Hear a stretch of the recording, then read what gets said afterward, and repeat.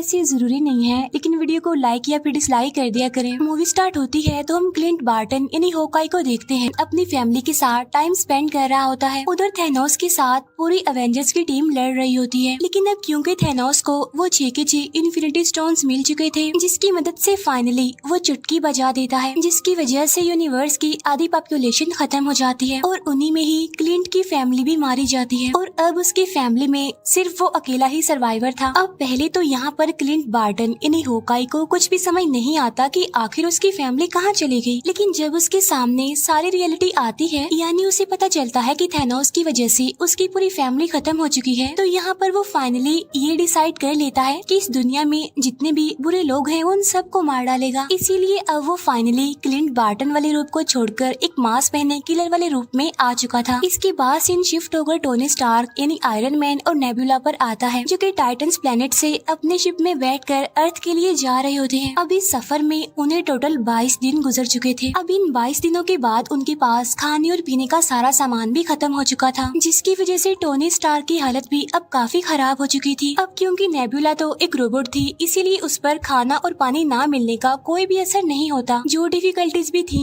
वो सारी Tony Stark को ही फेस करनी पड़ रही थी। इसीलिए टोनी स्टार्क अब पूरी तरह से हिम्मत हार चुका था और तब वो मरने के लिए अपनी चेयर पर जाकर बैठ जाता है और अपनी मौत का इंतजार करता है। लेकिन ठीक उसी टाइम वहाँ पर एक मिरेकल हो जाता है, और वो ये कि उसके सामने आ जाती है कैरल डैनवर्स यानी कि कैप्टन मार्वल। अब जैसे ही कैरल को उनका शिप दिखाई देता है तो वो उनकी हेल्प करने के लिए आगे बढ़ती है। इसके बाद वो उनके शिप को अर्थ पर ले आती है, क्योंकि कैप्टन मार्वल भी बहुत ही ज्यादा इम्पोर्टेंट और पावरफुल कैरेक्टर है। फिर हमें दिखाया जाता है कि जब थैनोस ने इन्फिनिटी स्टोन्स मिलने पर चुटकी बजाई थी, तब सभी लोग राख में बदलकर खत्म हो रहे थे। लेकिन उसी टाइम निक फ्यूरी ने अपने डिवाइस से कैप्टन मार्वल को एक मैसेज भेजा था। तब उस मैसेज के मिलते ही कैप्टन मार्वल अर्थ की तरफ आने लगती है, लेकिन इसी दौरान उसे वहाँ पर टोनी स्टार का शिप दिखाई देता है, तो इसीलिए वो स्पेस शिप को भी अर्थ पर ले आती है। कैरल को अर्थ पर आने के बाद थैनोस के बारे में सारी इन्फॉर्मेशन मिल जाती है, और जब उसे ये पता चला कि थैनोस बहुत ज्यादा पावरफुल है, तो उसने सभी एवेंजर्स को एक आइडिया दिया कि हम क्यों ना सारे इन्फिनिटी स्टोन्स को जमा करें और वापिस से इसी टाइमलाइन में आकर उन सारे इन्फिनिटी स्टोन्स का यूज करें, जिससे होगा ये कि सारे मरे हुए लोग वापस आ जाएंगे और साथ साथ हम थैनोस का भी खेल खत्म कर सकेंगे। ठीक उसी टाइम पर उन्हें अपने सिस्टम से एक खास किस्म की इन्फॉर्मेशन मिलती है, जहाँ पर रॉकेट उन्हें बताता है कि जब थैनोस ने चुटकी बजाई थी तो पूरे यूनिवर्स में एक ऐसी वेव यानी लहर फैली थी जो कि आज से पहले कभी भी नहीं देखी गई। और बिल्कुल ऐसा ही 2 दिन पहले एक गैलेक्सी पर भी हुआ है। क्या पता थैनोस ने दोबारा से चुटकी बजाई हो, जिसकी वजह से हमें फिर से ये वेव देखने को मिली। तब यहाँ पर सभी एवेंजर्स को पता चल जाता है कि थैनोस ने फिर से अपने सारे इन्फिनिटी स्टोन्स का यूज किया है। तब उसकी वेव की वजह से ये लोग उसके सिग्नल्स को ट्रैक करते हैं और फिर अपने स्पेसशिप से उसी प्लेनेट पर पहुंच जाते हैं जहाँ पर थैनोस था। और यहीं पर हमें दिखाया जाता है थैनोस, जो कि अब कमजोर और काफी थका हुआ लग रहा था। इसके बाद वो सब वहाँ पहुंचकर थैनोस को पकड़ लेते हैं और उससे पूछते हैं कि सारे इन्फिनिटी स्टोन्स कहाँ हैं, जहाँ पर थैनोस उन्हें बताता है कि मैंने सारे इन्फिनिटी स्टोन्स को यूज करके सभी स्टोन्स को डिस्ट्रॉय कर दिया है, ताकि कोई भी इन इन्फिनिटी स्टोन्स को दोबारा से जोड़कर इस पूरे यूनिवर्स को दोबारा से पहले जैसा ना बना दे। अब इस बात की वजह से थोर को बहुत गुस्सा आता है, इसीलिए वो अपने हैमर से थैनोस का गला काट देता है और वहीं पर वो थैनोस को जान से मार डालता है। अब क्योंकि इन्फिनिटी स्टोन्स तो थे नहीं, इसीलिए किसी के पास भी कोई होप नहीं थी कि सारे मरे हुए लोग वापिस से जिंदा कैसे होंगे। इसीलिए वो सारे ही काफी डिसअपॉइंटेड हो जाते हैं। इसीलिए वो सारे अपने अपने रास्तों पर निकल जाते हैं।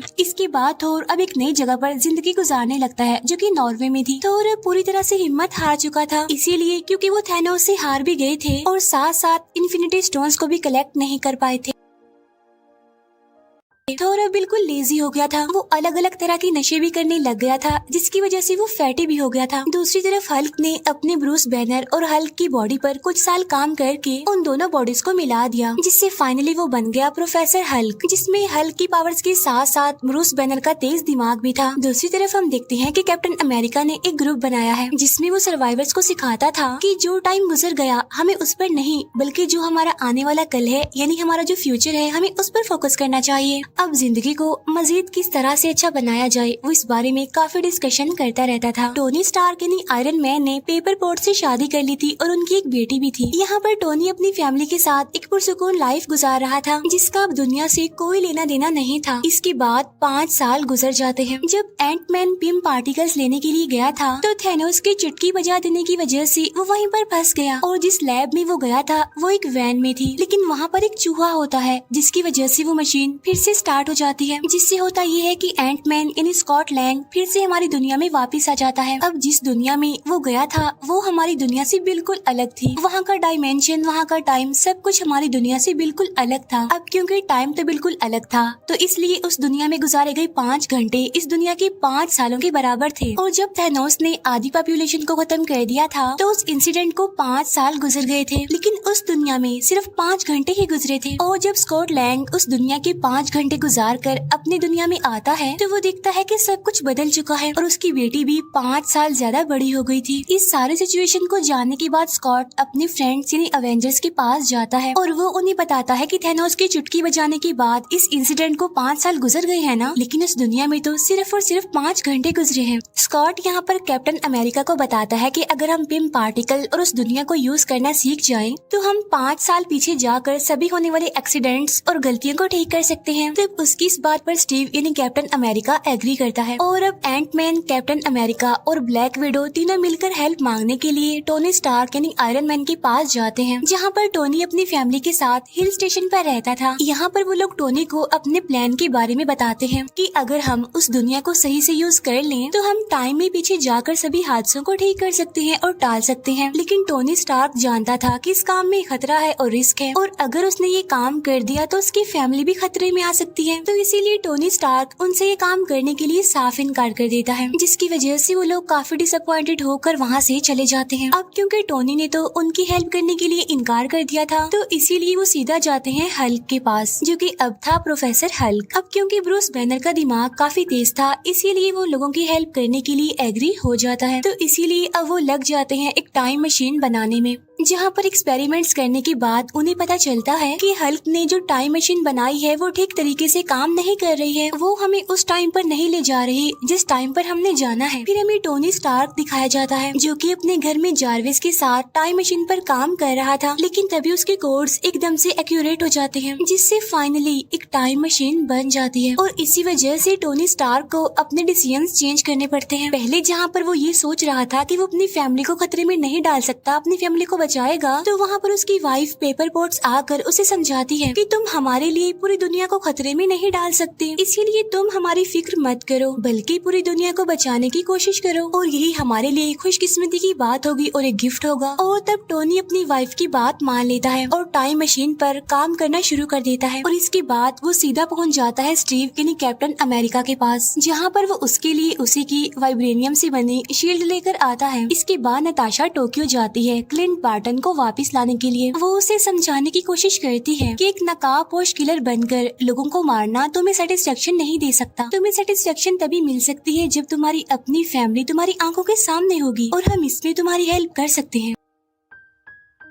इसके बाद रॉकेट और हल्क नॉर्वे पहुंचते हैं, जहां पर थॉर होता है। थॉर को देखकर ऐसा लग रहा था कि अब वो किसी भी काम का नहीं रहा, क्योंकि वो काफी लेजी होने के साथ साथ काफी फैटी हो गया था और अब उसका इन लड़ाइयों से कोई कनेक्शन नहीं रहा। लेकिन वो लोग उसे समझाते हैं और उसे कहते हैं कि अगर ये टाइम मशीन काम कर गई तो तुम थैनोस से अपना पुराना बदला ले सकती हो और साथ ही हम यूनिवर्स से खत्म हुए लोगों को दोबारा जिंदा भी कर सकते हैं। अब थॉर उनकी इस बात पर एग्री करता है और उनके साथ मिल जाता है और इसके साथ ही टाइम मशीन की टेस्टिंग स्टार्ट हो जाती है, जहाँ पर अवेंजर्स यानी सुपर हीरोज अलग अलग ग्रुप्स में अलग अलग टाइमलाइन के साथ अलग अलग जगहों पर जाने के लिए सेपरेट हो जाते हैं। इसके बाद हम देखते हैं कि टोनी स्टार्क, हल्क, एंटमैन और कैप्टन अमेरिका 2012 के टाइम में पहुंच जाते हैं, जहाँ पर न्यूयॉर्क में वॉर चल रही थी। 2012 के टाइमलाइन के अकॉर्डिंग वहाँ पर 3 इन्फिनिटी स्टोन्स मौजूद थे, जिनमें एक था टाइम स्टोन, एक था स्पेस स्टोन और एक था माइंड स्टोन। माइंड स्टोन वही जो थैनोस ने खुद लोकी को दिया था। अब टोनी और एंटमैन स्पेस स्टोन को लेने के लिए अवेंजर्स टावर चले जाते हैं, लेकिन वहाँ जाकर एक गड़बड़ हो जाती है, जहाँ पर हल्क आकर उनका काम खराब कर देता है, क्योंकि उनके हाथ से स्पेस स्टोन निकल जाता है और स्पेस स्टोन को लोकी अपने साथ लेकर चला जाता है। दूसरी तरफ कैप्टन अमेरिका का सामना होता है स्टीव रॉजर यानी अगले कैप्टन अमेरिका से। यहाँ पर कुछ टाइम के लिए उन दोनों के बीच फाइट होने लगती है, लेकिन फाइनली लेटेस्ट वाला कैप्टन अमेरिका माइंड स्टोन को वहाँ से लेकर चला जाता है। इसके बाद हल्क टाइम स्टोन को लेने के लिए जाता है, लेकिन वहाँ पर टाइम स्टोन डॉक्टर स्ट्रेंज के पास नहीं बल्कि गुरु माँ के पास होता है। यहाँ पर हल्क गुरु माँ से टाइम स्टोन को मांगता है, जिस पर गुरु माँ उसे कहती है कि अगर मैंने तुम्हें टाइम स्टोन दे दिया तो इस पूरे यूनिवर्स में बहुत सारी टाइम लाइन्स बन जाएंगी, जिसकी वजह से हमारी टाइमलाइन बिगड़ जाएगी, जो कि मैं बिल्कुल भी होने नहीं दे सकती। तब यहाँ पर हल्क गुरु माँ को काफी समझाने की कोशिश करता है कि फ्यूचर में काफी बड़े बड़े हादसे होने वाले हैं, जिसके लिए मुझे इस टाइम स्टोन की बहुत जरूरत है, लेकिन स्टिल गुरु माँ उसकी बात नहीं मानती। तब यहाँ पर ब्रूस बैनर उसे कहता है कि अगर डॉक्टर स्ट्रेंज ने टाइम स्टोन थैनोस को दिया है तो उसके पीछे उसका कोई मास्टर प्लान जरूर छुपा होगा। अब गुरु माँ इस बात पर एग्री करती है और अब वो फाइनली टाइम स्टोन हल्क को दे देती है। अब यहाँ पर कैप्टन अमेरिका और हल्क ने माइंड स्टोन और टाइम स्टोन तो हासिल कर लिए थे, लेकिन टोनी स्टार्क और एंट मैन को अभी तक स्पेस स्टोन नहीं मिला था, जिसकी वजह से अब टोनी स्टार्क और कैप्टन अमेरिका ये डिसाइड करते हैं कि वो टाइम में और पीछे जाएंगे और वहाँ जाकर वो स्पेस स्टोन को हासिल करने की कोशिश करेंगे। और इसके बाद वो दोनों पहुँच जाते हैं सीधा 1970 के टाइम लाइन में, जहाँ पर हम टोनी स्टार्क के फादर को देखते हैं। यहाँ पर टोनी अपने फादर से मिलकर काफी खुश होता है, साथ साथ वो वहाँ से स्पेस स्टोन हासिल करने में भी कामयाब हो जाता है। लेकिन अब क्योंकि कैप्टन अमेरिका भी वहाँ पर मौजूद होता है तो इसीलिए वहाँ पर उसे पिम पार्टिकल्स भी नजर आ जाते हैं, तो इसीलिए वो पिम पार्टिकल्स को भी लेकर अपने रियल वाले टाइम लाइन में आ जाते हैं वापस। इसके बाद थॉर और रॉकेट पहुँच जाते हैं 2013 के टाइम लाइन में, जहाँ पर उन्होंने रियलिटी स्टोन लेना था जो कि जेन फॉस्टर की बॉडी में था, तो इसीलिए वो दोनों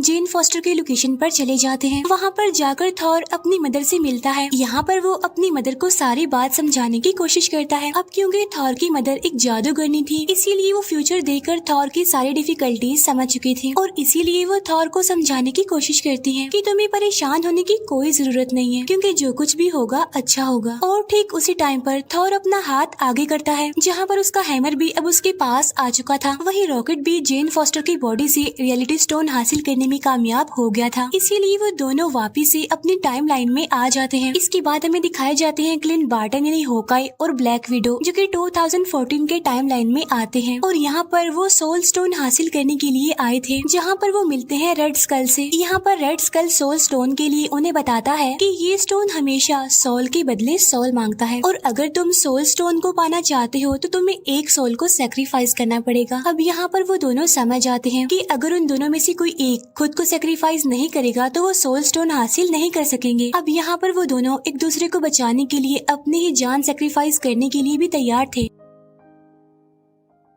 और यहाँ पर उन दोनों के बीच काफी अच्छी फाइट होती है। लेकिन यहाँ पर नताशा सोल स्टोन के लिए खुद को सेक्रीफाइस कर देती है, जहाँ पर Clint Barton finally soul stone हासिल कर लेता है और इसीलिए वो भी अपने रियल वाले टाइम लाइन में आ जाता है। इसके बाद सीन शिफ्ट होकर जेम्स रूट्स और नेबुला पर आता है, जो कि 2014 के टाइम लाइन में जाते हैं टाइटन्स प्लेनेट पर, जहाँ पर पीटर क्विल पहले से ही मौजूद होता है और इसके बाद वो सभी पावर स्टोन को हासिल करने के लिए चले जाते हैं। और जब ये उस जगह पर पहुँचते हैं तो ये पीटर क्विल को बेहोश कर के पावर स्टोन को लेने ही वाले होते हैं, लेकिन तभी नेबुला को पुरानी नेबुला की वजह से यादें आने लगती हैं, जिसकी वजह से उसका ट्रांसमीटर खराब हो जाता है, जिसकी वजह से नेबुला वहीं पर बेहोश हो जाती है, जहां पर थैनोस की टीम आकर नेबुला को प्रिजनर बना लेती है। अब क्योंकि नेबुला एक ह्यूमनॉइड थी, यानी आधी इंसान और आधी एंड्रॉइड, जिसका फायदा उठाकर थैनोस उसकी सारी की सारी मेमोरी को स्कैन कर लेता है। साथ साथ 2014 वाले थैनोस को 2018 में होने वाले सारे इवेंट्स के बारे में पता चल जाता है। उसे ये भी पता चल जाता है कि फाइनली उसने सारे के सारे इन्फिनिटी स्टोन्स हासिल कर लिए और साथ साथ यूनिवर्स की आधी पॉपुलेशन को भी खत्म कर दिया, जिसकी वजह से अब उसका मकसद और भी ज्यादा स्ट्रॉन्ग हो जाता है। साथ ही अब थैनोस नेबुला से उसके पिम पार्टिकल्स को भी ले लेता है और वो उसे काफी अपग्रेडेड वर्जन में बनाकर अपनी पूरी टीम के साथ अर्थ पर 2023 वाले डायमेंशन में आ जाता है। इसके बाद अवेंजर्स सारे इन्फिनिटी स्टोन्स को एक नए गोल्ड आर्मर में लगा देते हैं और अब बारी आती है कि इस गोल्ड आर्मर आर्मर को कौन यूज करेगा, जिसकी वजह से वो सारी पॉपुलेशन जो इस यूनिवर्स से खत्म हो गई थी वो वापस आ जाएगी। तब यहाँ पर सबसे पहले थॉर आगे आता है, लेकिन हल्क उसे कहता है कि इसके अंदर गामा वेव्स हैं और अगर तुमने इसका यूज किया तो तुम्हारा काफी बुरा हाल हो जाएगा, तो क्यों ना इसका यूज मैं करूँ, क्योंकि मैं भी तो गामा वेव से ही बना हूँ। इसके बाद हल्क उस गोल्ड आर्मर को पहनता है और चुटकी बजा देता है, लेकिन यहाँ पर हल्क की हालत काफी खराब हो जाती है। अब हालांकि थैनोस ने भी सारे इन्फिनिटी स्टोन्स को हासिल करने के बाद ही गोल्ड आर्मर को यूज किया था, लेकिन उसे तो कुछ भी नहीं हुआ था। लेकिन यहाँ पर हल्क के साथ ऐसा इसलिए हुआ था क्योंकि थैनोस हल्क की निस्बत काफी ज्यादा पावरफुल था और यही वजह होती है कि हल्क की यहाँ पर काफी बुरी हालत हो जाती है। लेकिन वो सारी पॉपुलेशन जो यूनिवर्स से खत्म हो चुकी थी अब वो वापिस आने लगी थी। तब इस बात की वजह से वो सारे अवेंजर्स काफी खुश होते हैं, लेकिन उनकी ये खुशी ज्यादा टाइम तक टिक नहीं पाती, क्योंकि तब थैनोस भी अपने शिप और अपनी पूरी टीम के साथ रियल टाइम यानी 2023 में पहुंचकर उन लोगों की लोकेशन को बॉम्ब से उड़ा देता है, जिसकी वजह से वहाँ पर काफी बड़ा ब्लास्ट हो जाता है और वहाँ पर सब कुछ डिस्ट्रॉय हो जाता है। साथ साथ थैनोस भी काफी गुस्से में था और इस बार वो चाहता था कि वो सारे इन्फिनिटी स्टोन्स को हासिल करके आधी पॉपुलेशन नहीं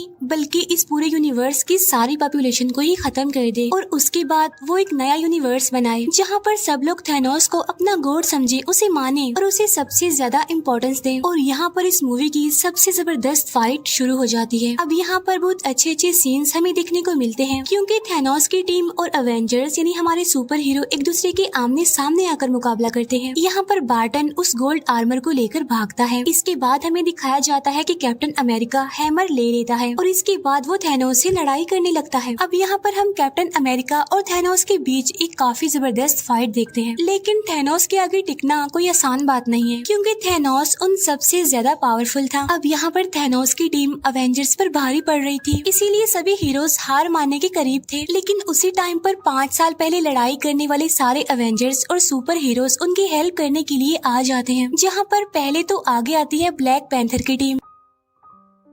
इसके बाद सेकंड नंबर पर आगे आती है वोंग की पूरी टीम और अब सारे अवेंजर्स एक बार फिर से इकट्ठा होकर थैनोस और उसकी टीम के अगेंस्ट लड़ने लगते हैं। यहीं पर हम देखते हैं कि डॉक्टर स्ट्रेंज आयरन मैन को वही इशारा देते हैं कि ये वही आखिरी प्रेडिक्शन है जो मैंने लाखों करोड़ों में से एक चूज की थी और अगर हम इस मोमेंट पर सक्सेसफुल हो गए तो हम थैनोस का खात्मा कर सकते हैं, वरना तो हमें दूसरा मौका तो नहीं मिलने वाला। यही हमारे पास आखिरी मौका है, हमें इसमें ही कुछ करके दिखाना है। अब यहाँ पर आयरन मैन थैनोस के हाथ से सारे इन्फिनिटी स्टोन्स चुरा कर अपने गोल्ड आर्मर में पहन लेता है और इसके बाद वो बोलता है आई एम आयरन मैन और ऐसा कहते ही वो भी चुटकी बजाता है, जिससे कि थैनोस और उसकी सारी टीम राख बनकर अब वहाँ से गायब हो जाती है और अब बचते हैं तो सिर्फ और सिर्फ इस पूरे रियल टाइम के हीरोज और साथ ही इस टाइमलाइन की पॉपुलेशन। लेकिन साथ साथ यहाँ पर आयरन मैन काफी बुरे तरीके से इंजर्ड हो गया था और इसके बाद यहाँ पर हम वो सैड सीन देखते हैं जहाँ पर आयरन मैन की मौत हो जाती है। इसके फौरन बाद हम टोनी स्टार्क यानी